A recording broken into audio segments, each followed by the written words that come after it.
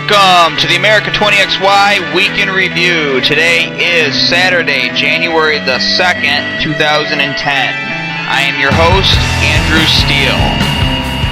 Alright, without wasting any time, we're going to get to our first story. Western troops accused of executing 10 Afghan civilians, including children. This is from the Times Online on December the 30th. American-led troops were accused yesterday of dragging innocent children from their beds and shooting them during a night raid that left 10 people dead. Afghan government investigators said that 8 schoolchildren were killed, all but one of them from the same family. Locals said that some victims were handcuffed before being killed.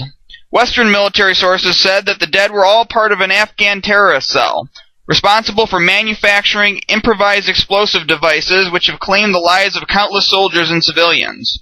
President Karzai sent a team of investigators to Narang district in eastern Kunar province after reports of a massacre first surfaced on Monday. The delegation concluded that a unit of international forces descended from a plane Sunday night into Ghazi Khan village in Narang district of the eastern province of Kunar and took 10 people from 3 homes, 8 of them school students in grades 6, 9, and 10, one of them a guest, the rest from the same family, and shot them dead. A statement on President Karzai's website said. In a telephone interview last night, the headmaster said that the victims were asleep in 3 rooms when the troops arrived. 7 students were in 1 room, said Rahman John Asas. A student and 1 guest were in another room, a guest room, and a farmer was asleep with his wife in a 3rd building. First, the foreign troops entered the guest room and shot 2 of them. Then they entered another room and handcuffed the 7 students. Then they killed them. Abdul Khalik, the farmer, heard shooting and came outside. When they saw him, they shot him as well.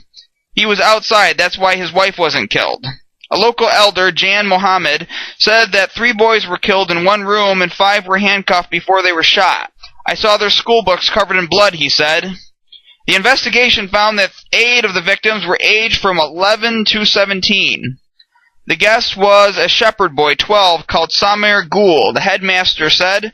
He said that 6 of the students were at high school and 2 were at primary school.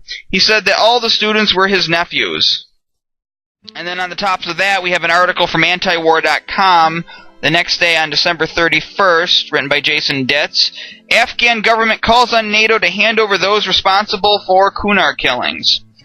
The Afghan National Security Council has raised the stakes in the aftermath of this week's alleged Kunar massacre, calling for NATO to hand over the responsible parties immediately to Afghan authorities.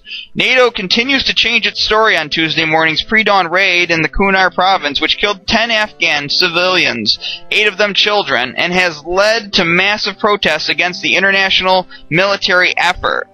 We'll get to that in just a moment. Initially, NATO officials insisted there were no operations going on in Kunar at all, though later they privately admitted U.S. Special Forces were in the area. This story morphed into claims that it was a U.S. military operation that killed an IED cell and that they had no proof of any civilian deaths.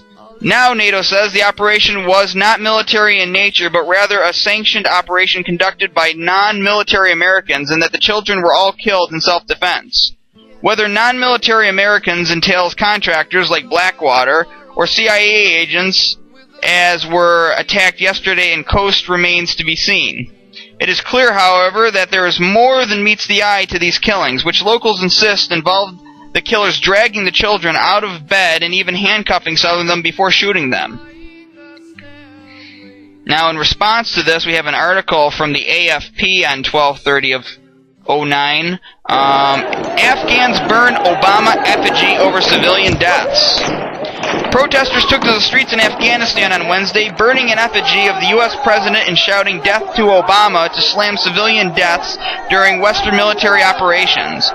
Hundreds of university students blocked main roads in Jalalabad, capital of eastern Nangarhar province, to protest the alleged deaths of 10 civilians, mostly school children, in a Western military operation on Saturday. The government must prevent such unilateral operations, otherwise we will take guns instead of pens and fight against them, the foreign forces, students from the University of Nangarhar's education faculty said in a statement. Marching through the main street of Jalalabad, the students chanted "Death to Obama" and "Death to Foreign Forces," witnesses said. The protesters torched a U.S. flag and an effigy of U.S. President Barack Obama in a public square in central Jalalabad before dispersing. Our demonstration is against those foreigners who have come to our country, Sufula Aminzai, a student organizer, told AFP. They have not brought democracy to Afghanistan, but they are killing our religious scholars and children, he added. The demonstration is to show our hatred, anger, and sorrow about the current situation, said Saeed Khalid Rashid. Our main request is that the American and NATO forces must leave the country and Afghan people must have political autonomy, he said, adding that he expected hundreds of people to turn out for the march through western Kabul. So while we have that controversy going on in Afghanistan, we also have this from the BBC, reported really all over mainstream media. U.S. judge dismisses charges in Blackwater, Iraq killings. This was on December 31st. A U.S. federal judge has dismissed all charges against 5 guards from U.S. security firm Blackwater over the killing of 17 Iraqis in 2007. The 5, contracted to defend U.S. diplomatic personnel, were accused of opening fire on a crowd in Baghdad. District Judge Ricardo Urbina said the U.S. Justice Department had used evidence prosecutors were not supposed to have. The 5 had all pleaded not guilty to manslaughter. A 6th guard admitted killing at least 1 Iraqi. The killings, which took place in Nisor Square, Baghdad, strained Iraq's relationship with the U.S. and raised questions about U.S. contractors operating in war zones. Lawyers for the 5 guards say they were acting in self-defense, but witnesses and family members of those killed maintain that the shooting on September 16, 2007 was unprovoked. The disputed evidence concerned statements the guards gave to State Department investigators, which they were told would not be used to bring a criminal case. This limited immunity deal meant that prosecutors should have built their case against the men without using the statements. But Judge Urbina said prosecutors failed to do so, and that the U.S. government's explanation for this was contradictory, unbelievable, and lacking in credibility. Justice Department spokesman Dean Boyd told the Associated Press news agency, "We're obviously disappointed by the decision. We're still in the process of reviewing the opinion and considering our options." Okay, now in response to the never-ending, years-long drumbeat for war against Iran and our government, we have this story from Raw's Story on December 29th. Official U.S. intelligence found Iran nuke document was forged. This was written by Gareth Porter. U.S. intelligence has concluded that the document published recently by the Times of London, which purportedly describes an Iranian plan to do experiments on what the newspaper described as a neutron initiator for an atomic weapon, is a fabrication, according to a former Central Intelligence Agency official. Philip Giraldi, who was a CIA counterterrorism official from 1976 to 1992, told IPS that intelligence sources say that the United States had nothing to do with forging the document, and that Israel is the primary suspect. The sources do not rule out a British role in the fabrication, however.